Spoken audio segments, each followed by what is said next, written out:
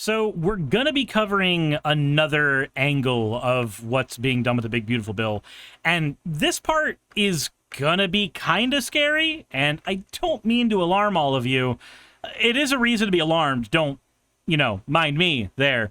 But it is something that we need to be taking into account so that we can be better about fighting this in the future. We literally can't do any of this without knowledge. So let's pull up the fan art section first, and then we're going to be able to see what's going on. Let me go ahead and find it, because this one is, of course, done by Last Productions, and it is Suris and Suris, because the green mint-flavored, flat-chested gremlin version of my character is something that I am no longer able to avoid because it has been made canon by everyone in my community, which is, fantastic in its own right, I guess. I do like this image, though. It does make sense that Last would be the one to make this, considering that their speciality is femboys. So here they are, I suppose. Said mint, that's more like sour green apple. Well, then y'all can decide as a community whether Suris is green apple or mint, because I quite literally have no control over any of this. Nixie Chan, thank you for redeeming your points for an ada. You freaking degenerate. That all said, as always, thank you all for your fan art submissions. If you want your fan art to be shown in a future video, the best way to do that is to drop it into the fan art section of the Discord. That said, let me go ahead and pull up what we've got to talk about today. Let's go ahead and pull her up there while I run my happy ass into a wall. Hitchmeister says, I say lime. I hate lime-flavored candy. I guess that'd be the point right now.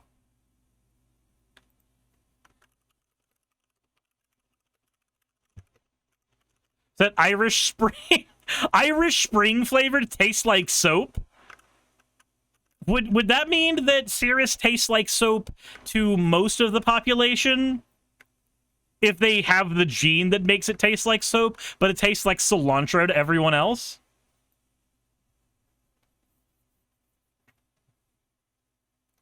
Oh dear God, no, not the chalk-sounding voice. Clear that such hatred will have no place in our country. Thank you. And then on the Big Beautiful Bill, I know there's a provision that the House included that defunds Planned Parenthood, not only because of the fact that it's the nation's largest abortion provider, but also because it's, I think, the biggest distributor of transgender hormones right now, even to minors, according to Live Action. So is the president committed to making sure that provision stays in the Senate?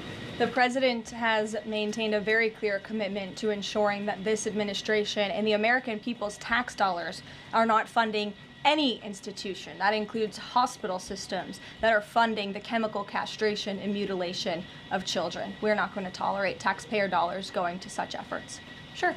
Thanks, Caroline. All right, so before we get into any more stuff that she said, what does that mean? Well, in short, what it means is that regardless of what happens with the Big Beautiful Bill and its cuts to all, not just minors, remember, politicians lie. They lie to make it easier for you to die. So, when she says, we are doing this to stop it from happening to minors, that's not what she means. She is meaning this is being used to get rid of trans healthcare for everybody, because that's what the Medicaid cuts in the Big Beautiful Bill do. They get rid of trans healthcare for everyone, not just minors. It always starts with the people it is easiest to argue about. We all want to protect children. We don't like the idea of castrating children.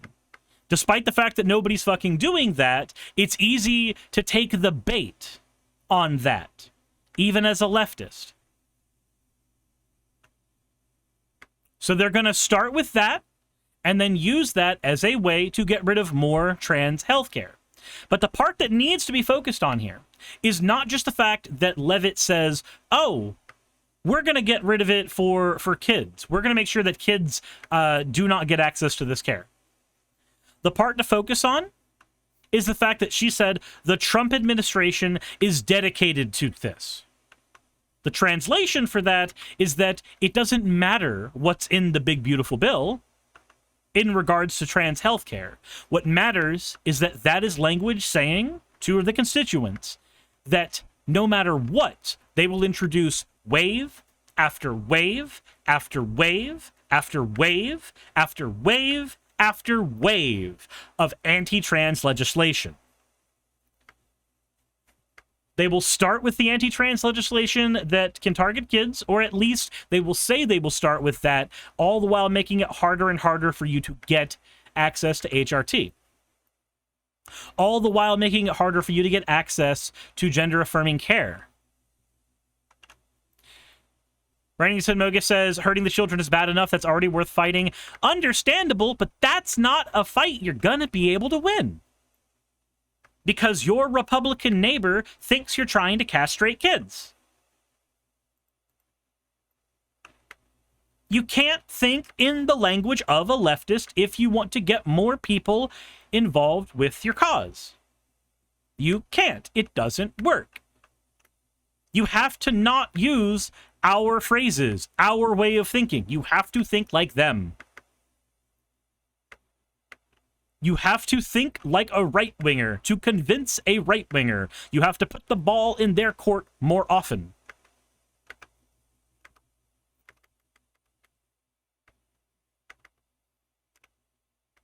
Also, just as a sidebar, we actually did get some voting data in showing that largely Democrat voters just don't go out and vote in general. So apparently even progressive language is not working on other progressives.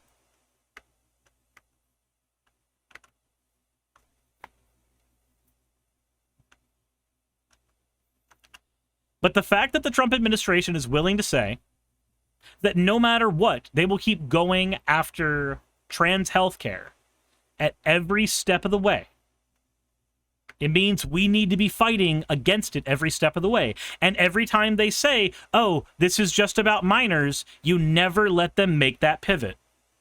Never, ever, ever. The minute you start fighting on those grounds, you've ceded those grounds. These things should be in the care of medical professionals and psychiatric professionals, not politicians. That is the winning argument. That is the winning ticket. The winning ticket is not the minutia.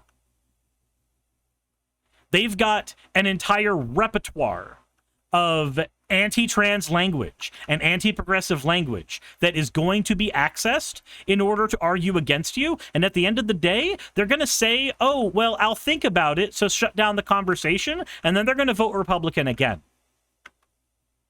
The minutia doesn't work.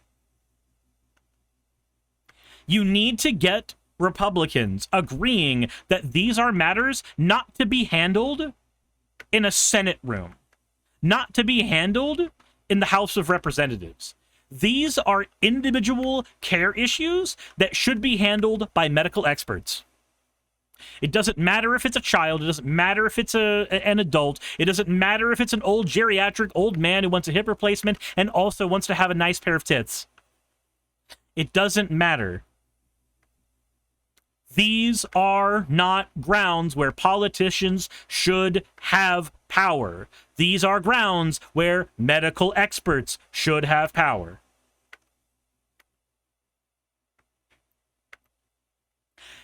And it is far easier to get Republicans on board with that messaging than it is to get them thinking about the minutia of a problem. Not thinking about the minutia of their actions is what got Trump elected in the first place. And what makes you think they are going to start thinking about the minutia of actions when we are talking about something they care about infinitely less? And I hate saying it that way, but it's true. Republicans care about trans issues far less than they care about Donald Trump. Bohemian Lucy says, problem is they don't trust the medical experts. Then ask them if you would let someone who is not an expert on building a house build the house that they would raise their kids in. If they don't trust a medical expert, ask them why that means they should trust a politician. When they say they don't trust the medical expert, ask them who should they trust then. Because you're going to get them backed into the corner of them realizing they don't have a who they should trust.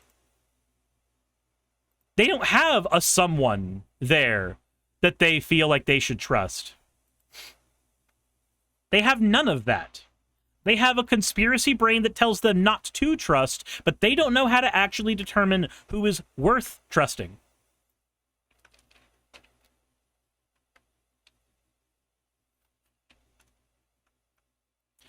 Reginald Remogus says, this is a reminder to call your Democrat reps and senators to give a singular shit about trans people. Yep. Yep. But not just your Democrat ones. Call your Republican ones, too. Threaten them in the primaries.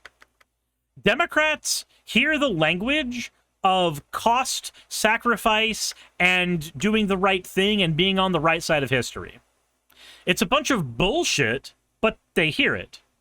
The concept of the right side of history, the concept of the moral high ground, it's all bullshit, but establishment Democrats love that shit.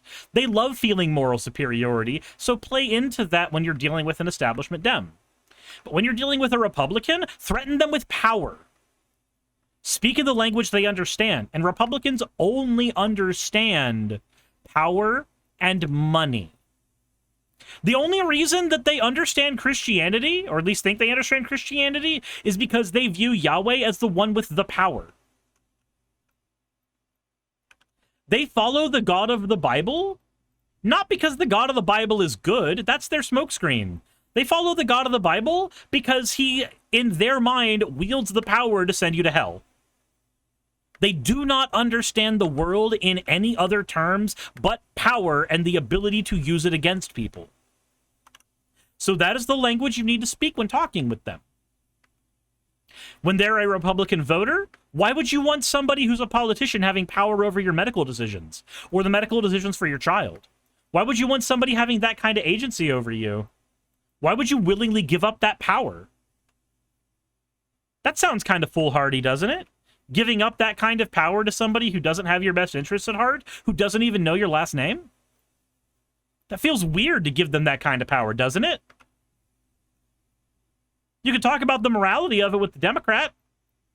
You can't talk about the morality of it with the Republican, because they don't understand moral arguments. They understand arguments framed via power. And in their mind, you don't have more power than their God. So why would they listen to your version of morality against their God's version of morality? Speak in terms of power. It's the language they understand.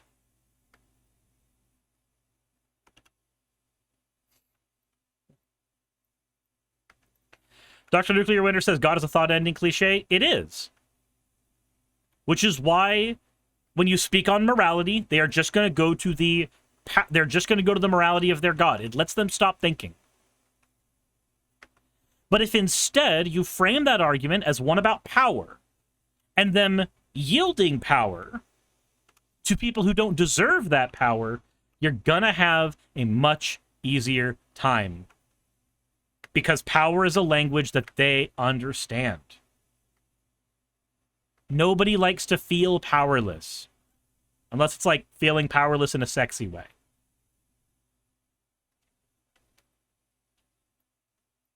Clueless says, unfortunately, I've listened to Trump and no one else because Trump's the one in power. Trump wields the power. That's the language they get. That's the stuff they understand. You mentioned at the top of the briefing that the migrants were to be sent to a third country. I was just wondering, could you share any more on, which countries the administration has struck these agreements with and what that agreement with South Sudan specifically looks like?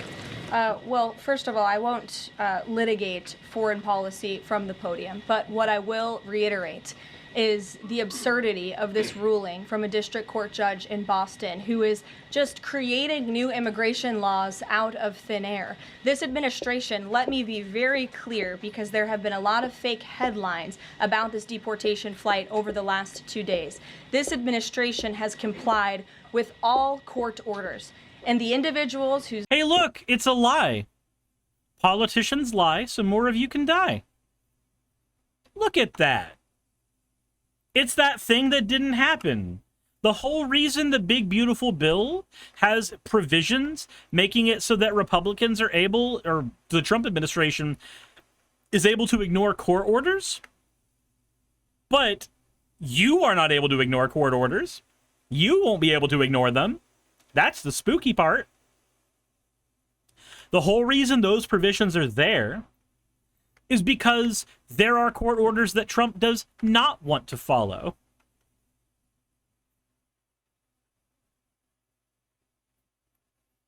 Whose names I just revealed and whose criminal histories I just spoke of that are on this flight, every single one of them had a final order of removal from our country. In fact, one of these violent illegal criminals had a final order of removal given to him in 1999. It's 2 years after I was born. This individual, this criminal, has been living in our country for an entire generation. And now we have... And what crime did he commit? That's the other fun thing. What crime was committed? Because standing on United States soil should not be a crime. Standing on United States soil should be a thing that everybody aspires to. It should not be a crime. Wanting to live in the United States should not be a crime. And any argument about we should be doing this the right way, who determines the right way? Again, should it be the politicians? Should the politicians alone be the ones that determine what the right way is? Why would you yield that kind of power to them? Why should we give that kind of power over determining whether or not your neighbor deserves to be your neighbor?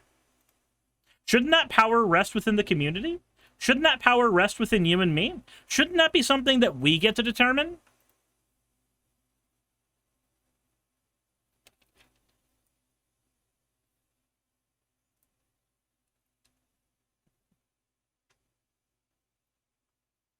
Echelon says that I like that she just goes vague on what the crime is. She'll always go vague on it. They will always go vague on this shit. It makes way more sense for them to go vague on this shit.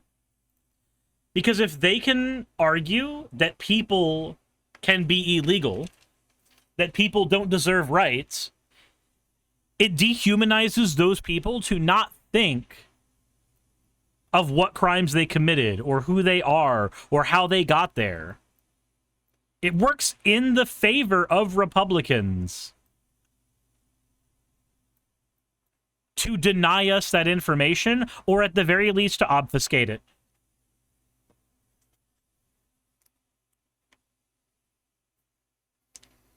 But this is where I have to hit you guys with a call to action, because I don't want this to end up being a 1.5 hour draw like the last video. Dr. Nuclear Winter says the vagueness is also a culture test. Vagueness forces you to divulge which team of facts you are on. Right. When somebody is vague about this stuff and I press them on, well, what crime did they commit? They already know that I'm on the left. They already know that I am not in their ball court. They get to know that because I have to press for information. And the fact that I'm pressing for that information is a good enough reason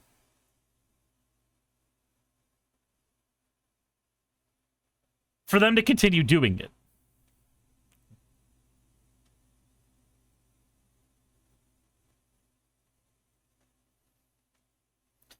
That all said, this is your call to action. You need to be putting boots on the ground. Also, Yoru Vexa, thank you very much for the raid. I appreciate it. I know what you were doing. You were playing the thirsty action RPG. But this is a call to action. You need to be getting your boots on the ground. You also should be subscribing to this channel. You know, it would just be great if you did. There's also a dono thing for, you know, MomoCon, but that's already going to be done by the time this video goes live on the channel, so I don't know why I'm talking about it. Anywho, none of that's super important. The important thing is you need to be talking with your neighbors. You need to be talking with your friends. You need to be getting out there, touching grass, and getting your boots dirty.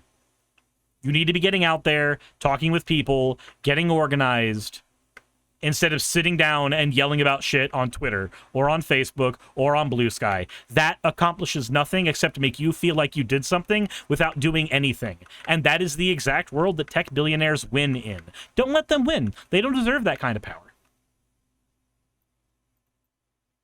We need to fight better for a world where politics is fueled by compassion, not by capital.